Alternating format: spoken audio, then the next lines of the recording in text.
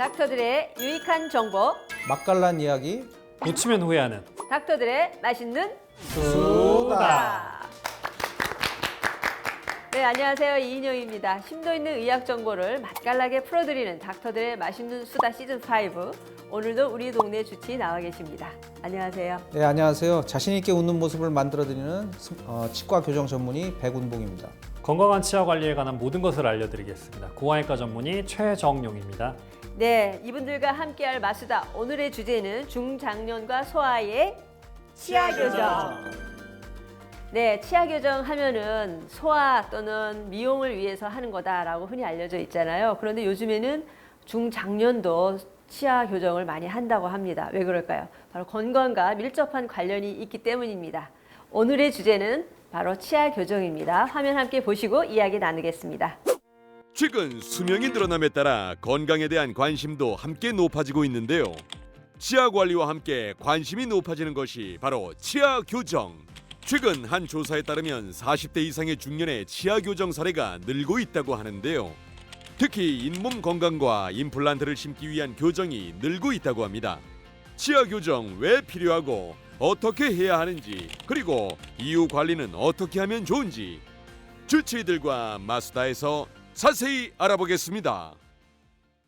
네, 오늘 이야기 나눌 주제가 바로 치아 교정인데요. 사실 치아 교정하면 이게 어떤 원리에 의해서 이루어지지 하는 궁금증이 있을 것 같아요. 어떤 원리에 의해서 치아 교정이 이루어지나요? 예, 치아는 뼈에 심어져 있습니다. 치아에 힘을 주게 되면 그쪽 방향의 뼈는 녹게 되고 반대쪽 방향의 뼈는 생성되게 되어서 치아가 이동하게 되겠습니다. 아, 그러니까 이 뼈의 그 이동에 따라서 이제 치아 그 골이 생기고 안 그렇죠. 생기고 하는 과정에 의해서 그렇죠. 생기는 한쪽은 거거든요. 뼈가 녹고 한쪽은 뼈가 생기는 거죠. 그러면 이제 치아 교정도 뭐 방법이 굉장히 다양하지 않나요? 어떤 방법들이 있을까요? 예, 우선 장치가 굉장히 다양합니다. 사진을 제가 좀 준비했는데요. 여기 보시면 우리가 이제 보통 치아 교정을 한다 그러면은 철도를 깐다 그러죠. 기본적인 장치는 이렇게 브라켓과 와이어, 철사입니다. 이 브라켓이 이렇게 금속으로 된 것이 있고 또 이렇게 약간 하얗게 된 것도 있는데 이것이 기본 장치고요. 그 다음에 또 최근에는 AI의 기술을 접목시켜서 투명 장치, 그냥 투명한 플라스틱 같은 것을 뺐다 꼈다 하는 것만으로도 교정이 되는데 이것이 과거에는 굉장히 질이 좋지 않았지만 최근에 굉장히 많이 발달을 해서 그것이 적용되는 증례가 갈수록 늘어나고 있습니다. 아, 그 치아 교정 장치가 굉장히 다양하네요. 굉장히 다양합니다. 그러면 이제 이건 필요한 경우가 있으니까 하는 거 아니에요? 그냥 뭐 단순히 미용도 물론 있죠. 그런데 미용 목적 말고도 이렇게 중장년에서 하는 데는 이유가 있을 것 같아요. 어떤 경우에 이제 이런 교정 그러면 치료를 해야 될까요? 우리가 꼭 중장년에 국한된 얘기가 아니고 네. 치아 교정이 어떤 경우에 교정을 하게 되는가 이런 거를 좀 사진을 보면서 말씀을 드리겠습니다. 우선 제일 많은 예는 덧니죠. 우리가 영어로 크라우딩이라고 하는데 사람이 이렇게 막 혼잡하게 도로에 그냥 꽉 차서 이렇게 정렬되지 않은 상태를 이렇게 크라우딩이라고 얘기를 하는데 여기 보시면 이가 들어갈 자리가 없어서 이렇게 빽빽하게 들쭉날쭉하게 돼 있습니다. 이런 경우는 이제 이를 발치를 해서 교정을 했는데 여기 아까 말씀드린 대로 이를 뽑은 자리가 치아가 이동하면서 그쪽 뼈가 녹고 반대쪽 뼈가 생기면서 이가 배열이 됩니다. 그래서 교정이 끝나면은 이렇게 들쑥날쑥한 이들이 가지런하게 되고 뽑은 자리는 없어지게 되고 그러면서 가지런해지고 입도 들어가고 이런 원리가 되겠죠. 그 다음에 이렇게 이가 촘촘하게 나 있는 것뿐만 아니고 반대로 이가 앞니 사이에 이렇게 벌어진 것도 교정에 해당됩니다. 그러면 이것도 치아를 이동시켜서 공간을 닫을 수가 있습니다. 이 경우는 철사를 붙여서 이렇게 브라켓을 붙여서 철사를 이용해서 치아를 이동시켜서 이렇게 공간을 닫아 놓으니까 이미지가 훨씬 좋게 되고 또 뭐 복이 달아나지 않는다는 뭐 그런 얘기도 있겠죠. 네. 또 그 외에 가장 많은 이유는 돌출입니다. 우리나라 사람들이 꼭 우리나라 사람뿐만 아니고 전 세계 사람들이 입이 나온 거를 조금 이렇게 싫어하죠. 근데 저희가 보는 이제 꼭 이 심미적인 원인뿐만 아니고 입이 나와 있으면 입술이 잘 닫히지 않는 경우가 많습니다. 그러면 입이 마르게 되고 굉장히 불편하죠. 자, 이 환자 같은 경우는 30대 중반의 여자 환자분이었는데 돌출을 해결하기 위해서 내원하셨습니다. 이런 경우에도 이를 발치를 하고 교정을 하게 됩니다. 이를 뽑은 자리로 앞니를 집어넣는 거죠. 그러면 앞니를 보시면 앞니가 이렇게 상당히 많이 들어가는 것을 볼 수 있습니다. 그러면 이미지가 여기 보시면 입술이 이렇게 튀어나왔던 입술이 자연스럽게 많이 들어간 것을 볼 수가 있죠. 그 다음에 또 하나는 입이 튀어나온 것뿐만이 아니고 치아가 안으로 들어간 옥리도 뭐 소위 뭐 옛날 노인분들께서 말씀하시기를 뭐 팔자가 세다 뭐 이렇게 얘기를 하는데 옥리 때문에 오시는 경우도 많거든요. 그러면은 이것도 역시 교정을 해서 이렇게 약간 이거는 이제 반대로 앞으로 빼내주는 거죠. 그러면 이가 가지런해지고 훨씬 자연스러운 모습을 갖게 됩니다. 그 다음에 최근에는 코골이와 수면 무호흡에 저희 치과에서 많이 관여를 하고 있습니다.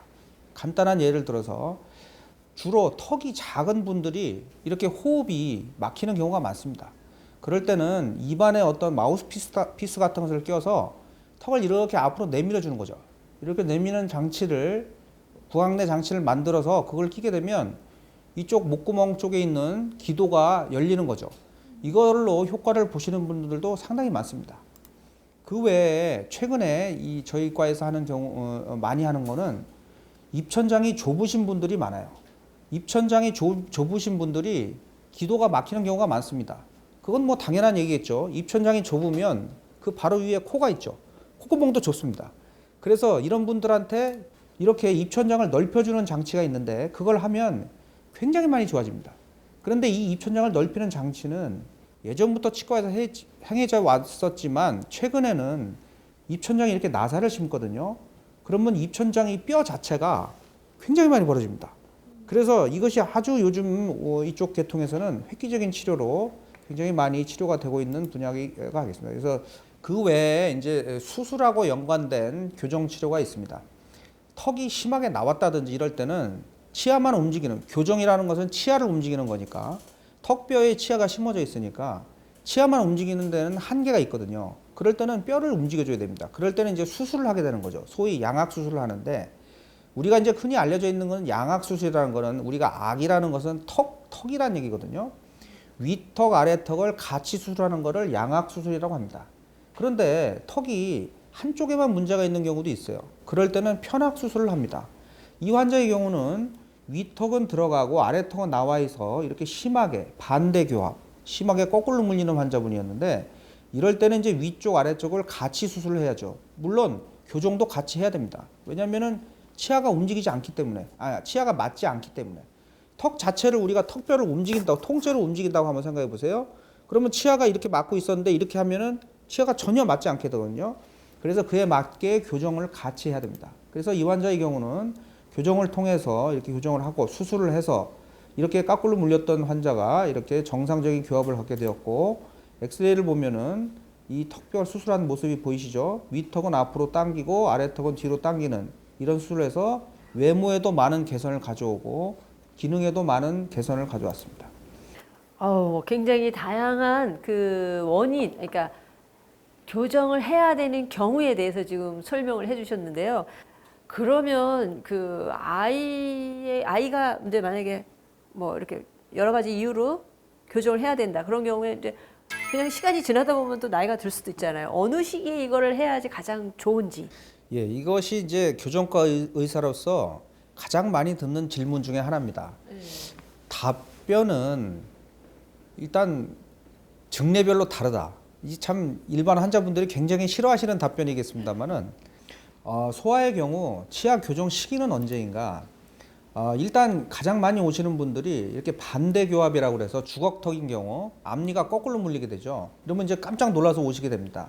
이런 경우는 어떻게 교정을 하냐면은 일단 이렇게 거꾸로 물리는 거를 정상적으로 회복을 해야 됩니다. 그런데 우리가 거꾸로 물리는 이유는 위턱이 들어가 있거나 아래턱이 앞으로 나와 있는 거거든요. 이 두 가지가 복합되어 있든지 어느 한쪽이든지. 그런데 주걱턱, 소위 말해서 아래턱이 앞으로 나온 주걱턱은 우리가 그 성장 자체를 막을 수가 없습니다. 그 턱이 자라는 거를 어떤 노력을 해도 막을 수가 없어요. 그러면 어떻게 하냐면은 그냥 자라게 내비두는 겁니다.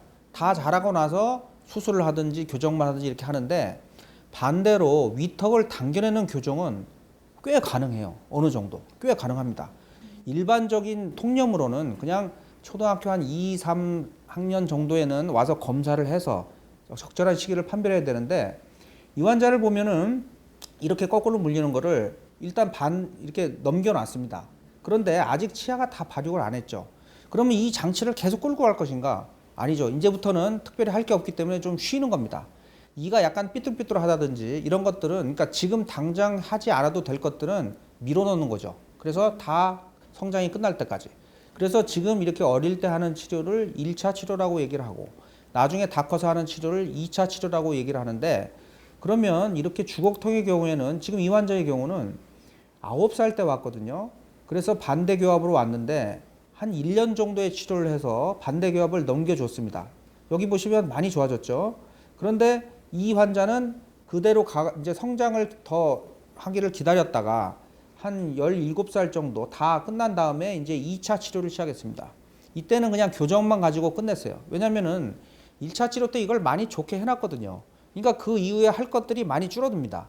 많이 환경이 좋아진 거죠. 치료가 간단해지는 거죠. 반면에 이들이 이렇게 앞니를 파고 들어가는 수도 있어요. 그러면은 이렇게 놔두면 이 아래에 있는 영구치의 방향을 가로막게 되고 또 옆에 이들도 이걸 따라서 이렇게 내려오기 때문에 상황이 악화되죠. 이럴 때는 빨리 개입을 해야 되겠습니다. 이럴 때는 또 10살, 11살 때까지 기다릴 게 아니고 가능한 빨리 해야 돼요. 보통 6, 7살 뭐 이렇게 될 수도 있는데 6살은 좀 어리겠지만 7, 8살 때 개입을 해야 되는 수도 있는데 이럴 때는 일단 이거를 먼저 이렇게 해결합니다. 그리고 나머지 이들은 나기를 좀 기다리는 거죠. 그래서 어렸을 때 치료하는 원칙은 꼭 필요한 시기에 필요한 치료만 합니다. 간단하게. 그리고 나중에 치료할 거는 나중으로 미뤄야 됩니다. 이것이 어린이들 치료의 원칙입니다.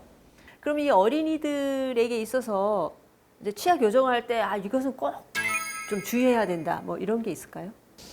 방금 말씀드린 그 검사를 주저하지 말고 일단 빨리 오셔서 검사를 먼저 한다. 이것이 제일 중요할 것 같습니다. 지금은 이제 소아의 교정에 대해서 주로 알아봤는데 사실 요즘에는 중장년층에 교정이 많이 늘고 있다잖아요. 그 중장년에 이런 교정이 늘어가는 이유가 뭘까요?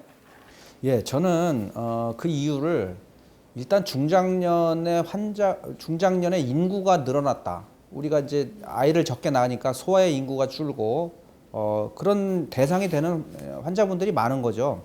그 다음에 교정 기술이 많이 발달을 해서 이렇게 나이 드신 분도 조금 편하게 접근할 수 있는 아까도 보여드렸습니다만 여러 가지 장치들이 개발되어 있습니다.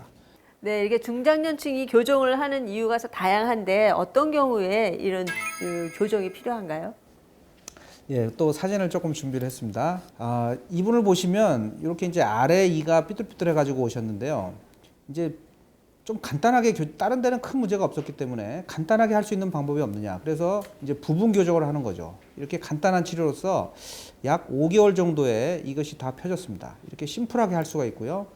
그 다음에 요즘 아까 말씀드린 대로 이렇게 투명한 장치, 뺐다 꼈다 하는 장치를 끼면 그런 불편감이 굉장히 줄어들어요. 그래서 이렇게 앞니가 벌어지고 돌출이 되신 분이 이 장치만으로 이것이 요즘 최근에 AI가 접목돼서 굉장히 발달을 했습니다. 그래서 이렇게 교정이 되는 것을 볼 수 있고요. 그 다음에 이렇게 지금 그 약간 노년층, 장년층, 노년층이 되면 문제가 되는 것이 잇몸, 풍치가 와서 잇몸이 나빠진다는 얘기는 이를 잡고 있는 거는 뼈인데 뼈가 내려가는 거죠. 그러면 어금니의 지지력이 약해집니다. 지지력이 약해지면 이 턱 자체가 주저앉거든요. 그러면서 앞니를 밀게 돼요. 그러면서 이분은 처음에는 이렇게 앞니가 돌출이 안 됐습니다. 근데 이제 잇몸 때문에 주저앉으면서 이가 밀어서 앞니가 이렇게 벌어지면서 돌출이 되는 거죠. 이럴 때는 교정을 안 할 수가 없습니다. 그러면은 이것을 다시 올리는 교정을 해서 이렇게 되면 앞니가 벌어졌던 것이 닫히면서 돌출됐던 것도 들어가서 미적으로도 좋고 기능적으로도 잘 씹어지게 되는 그런 교정을 할 수가 있습니다. 이렇게 돌출되었던 이가 이렇게 들어가는 거죠. 예, 이런 경우들이 있겠습니다. 네, 중장년층이 이런 경우에는 이제 치아 교정을 해야 된다라고 말씀을 해주셨는데요. 사실 이제 막상 하려고 보면 중장년층들은 뭐 치아가 이렇게 한두 개 빠져 있기도 하고 또 충치 치료를 해야 되는 경우도 있는데 더불어서 교정도 해야 된다. 이런 경우에 이제 무엇을 우선순위를 해야 될지 물론 뭐 전문가분이 해주시겠지만 그런 것들에 대한 이제 전후 설명을 좀 해주시면 도움이 많이 될 것 같아요. 아까 여기 이제 입이 나오신 분이 교정을 하게 될 때 이를 뽑는 경우가 있습니다. 우리가 교정을 할 때 이를 뽑고 하는 교정이 있고 안 뽑고 하는 교정이 있는데 뭐 전체적인 퍼센티지로는 요즘은 이제 안 뽑는 경우가 많이 늘어나서 뭐 6대 4, 뭐 7대 3 이 정도로 안 뽑는 경우가 많긴 합니다만은 이렇게 입이 많이 나오신 분들은 뽑아야 되거든요. 생리를. 그러면 여기 생리를 뽑아서 이 앞니를 그 자리로 집어넣는 거죠. 그러면 이 돌출되었던 앞니가 이렇게 들어가게 됩니다. 그러면 우리가 역으로 생각했을 때 이 뽑아야 될 이가 만약 충치가 있었다. 그러면 미리 치료를 했다. 그러면은 그 이를 다시 뽑게 되는 결과를 초래하거든요. 아니면 꼭 그 이가 아니더라도 다른 이의 충치가 있었다. 그러면 그 이를 대신 뽑아서 이렇게 할 수는 없는 것인가? 이런 생각을 할 수가 있습니다. 그랬을 때 그러니까 그런 경우에는 교정을 먼저 봐서 교정 계획을 세운 다음에 충치 치료, 그 뽑지 않을 이만 충치 치료를 하는 이런 계획이 필요하겠습니다. 네, 일반적으로 환자분들께서 교정 치과를 바로 방문하는 것보다는 일반 치과를 오시는 경우가 더 많은 것 같습니다. 그래서 일반 치과를 오셔서 많이 아픈 치아를 뺀다든지 충치 치료를 한다든지 사랑니를 발치를 한다든지 이런 이제 치료를 받게 되는데 사실 치아에 관해서 가장 잘하는 거는 치과 의사죠. 치과 선생님께 내가 교정할 마음이 있다라고 하면은 이를 발치하기 전에 그리고 충치 치료를 받기 전에 내가 교정을 할 마음이 있는데 치료를 어떻게 해야 될까 여쭤보고 교정할 마음이 있다면 일반 치료, 뭐 사랑니 발치 아니면 일반 어금니 발치, 충치 치료를 받기 전에 교정과를 가서 상담을 해보시고 교정과 치료 계획이 세워진 이후에 교정과 선생님께서 이를 빼야 될 게 있으면은 그러한 것들을 적어주시거든요. 그 의뢰서를 가지고 일반 치과를 다시 가셔서 필요한 치아를 발치를 하고 필요한 충치 치료를 진행을 하시면 더 효과적인 치료를 하실 수 있을 것 같습니다. 네. 이렇게 그러면 교정할 마음이 있으시면 다른 이제 전반적인 치과 치료를 하시기 전에 교정 선생님을 만나서 이제 계획을 세우고 그 다음에 이제 또 치료받고 다시 네, 교정을 일반 치료를 하는, 받고 네. 교정 치료를 이어가면 될 것 같습니다. 네, 그런 과정이 네. 중요하겠네요. 그러면 이제 교정이 끝났습니다. 그럼 교정 끝나고 나면 그냥 방치해두면 안 되잖아요. 관리 방법 어떤 게 있을까요? 교정은 이제 이를 움직이는 거거든요. 근데 이 자체는 교정을 하고 끝났다고 해서 가만히 있는 것이 아니고 계속 움직이는 존재거든요. 그러니까 그냥 놔두면 다시 벌어집니다. 물론 100% 원상복귀 되는 건 아니지만 그래서 우리가 다시 벌어지지 말라고 여러 가지 유지 장치를 끼게 되고 안에다가 뭐 철사를 약간 가느다란 철사를 부착한다든지 또 뺐다 꼈다 하는 유지 장치를 낀다든지 이런 관리를 하게 되니까 그 이후에도 또 만약에 어쩔 수 없이 조금 틀어졌다 그러면은 추가 교정을 하기도 하고 이런 일도 있습니다. 그래서 계속적인 관리가 필요하겠습니다. 아, 교정 뒤에도 그러니까 이렇게 주기적인 관리 잘 하시는 게 중요하겠네요. 네. 이번에는 시청자 사연 들어와 있습니다. 화면 보시고 이야기 나눠보겠습니다. 안녕하세요. 저는 아직 40대임에도 앞니가 벌어지고 치아 개수가 많이 모자랍니다. 주변에서는 어떤 곳을 교정하라고 하기도 하고 해도 소용이 없다고 하는데 저는 교정이 정말 하고 싶습니다. 그런데 현재 잇몸이 약해 치료를 받고 있는데요. 교정을 하게 되면 언제쯤 하면 좋은지 이후 잇몸 건강에 영향을 미치는 건 아닌지 궁금합니다. 아, 잇몸이 약한데 그 치아 교정을 받고 싶은 분이신가 봐요. 이런 분도 치아 교정은 가능하시겠죠? 네, 그거는 정도에 따라 틀리겠습니다. 우리가 교정을 하면 잇몸이 나빠진다는 얘기도 있고 잇몸이 나쁘면 교정을 못 한다는 얘기도 있는데 그것은 이제 잇몸이 어느 정도로 나쁘냐. 아주 극단적으로 심한 경우에는 아예 교정이 불가능하고 이를 발치해야 되는 경우라면 교정을 못 하겠죠. 하지만 거의 대부분의 경우는 우선 잇몸 치료를 해서 잇몸을 튼튼하게 하고 그 다음에 교정 치료를 하면 오히려 잇몸이 좋아지는 경우가 더 많습니다. 이가 삐뚤삐뚤하고 이런 경우에는 오히려 플라가 잘 끼고 그 다음에 이가 안 맞는 경우에는 아까 말씀드린 대로 이가 이렇게 과도한 힘이 가해지는 경우가 있거든요. 그럴 때는 교정을 해서 잘 물리게 해주면은 오히려 잇몸 건강이 좋아지는 경우도 많이 있기 때문에 잇몸이 나쁜 경우라도 교정을 할 수 있는 경우가 굉장히 많습니다. 그래서 이것은 교정 검사를 통해서 필요한 잇몸 치료가 필요하다면은 잇몸 치료 전문 선생님한테 의뢰를 하기도 하고 그렇게 해서 치료를 해서 교정을 시작할 수 있습니다. 네. 그 상태가 지금 나쁘다고 해서 안 되는 건 아니군요. 예, 교정할 수 있는 방법이 또 있습니다. 네. 뭐 어떤 의견이 있으신가요, 이 부분에? 이렇게 많은 치과에서 그리고 이제 환자분들께서 잇몸 치료를 굉장히 부담스러워 하시는데요. 잇몸 치료는 여러 단계가 있습니다. 흔히 말하는 우리가 알고 있는 스케일링이 바로 잇몸 치료의 첫 단계고요. 두 번째 단계는 이제 잇몸에 마취를 해서 기구를 가지고 긁어내는 염증과 치석 덩어리, 뿌리 쪽에 있는 치석 덩어리를 긁어내는 이제 큐레테지, 두 번째 잇몸 치료고요. 세 번째는 잇몸이 굉장히 많이 망가졌을 때 하는 치료인데 잇몸을 아예 엽니다. 열어서 안쪽에 있는 염증과 치석들을 다 깨끗하게 제거를 하고 깨끗하게 봉합을 해주는데 이러한 잇몸 치료를 하게 되면 하기 전보다는 훨씬 더 잇몸이 튼튼해집니다. 이제 그와 더불어 치열이 많이 삐뚤어져 있어. 그러면 이제 근본적인 원인을 해결을 하는 거죠. 그래서 교정을 하기 전에 바른 잇몸 치료가 전제 조건이 돼야 되는 거고 알맞는 교정이 이어진다면 보다 나은 구강 건강을 가질 수 있을 것 같습니다. 네, 이번 사연 주신 시청자분은 잇몸 관리를 잘 하시면 네, 교정 치료를 할 수 있다라는 의견을 주신 것 같습니다. 네, 두 번째 사연 함께 보시고 이야기 나누도록 하겠습니다. 안녕하세요. 현재 저희 막내 여동생이 결혼을 앞두고 치아 교정을 준비 중에 있습니다. 그런데 임신과 출산을 겪은 다음에는 치열이 엉망이 된다며 하지 말라고 말리는 사람들이 많습니다. 현재 결혼은 1년 정도가 남은 상태인데 결혼식을 앞두고 하는 치아 교정은 어떻게 하는 것이 좋은지 또 교정과 함께 미백 치료와 같이 해도 되는지 궁금합니다. 아유, 막내 여동생의 고민을 함께 해주시는 아주 좋은 오빠시네요. 그러니까 임신과 출산이 예정돼 있는데 교정을 해도 되는지, 그리고 또 미백까지 아예 일석이조로 해보고 싶다라는데 이게 가능한 걸까요?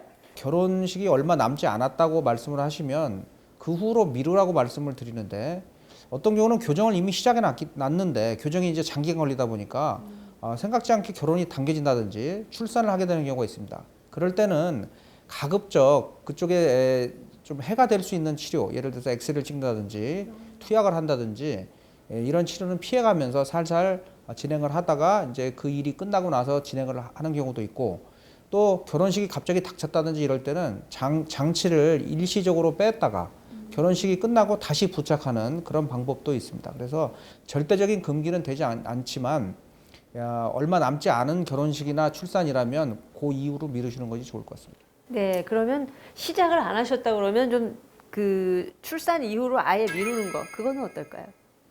뭐 그것도 하나의 방법이 될 수는 있겠습니다. 그렇지만 출산을 언제 할지 모른다는 상황에서는 한없이 미루면 자꾸 나이를 또 먹어가니까 네. 적절하게 선택을 하시면 될 것 같습니다. 사실 이게 출산을 하게 되면 예. 치과 오시기가 쉽지가 않습니다. 그리고 또 둘째가 생길 수 있습니다.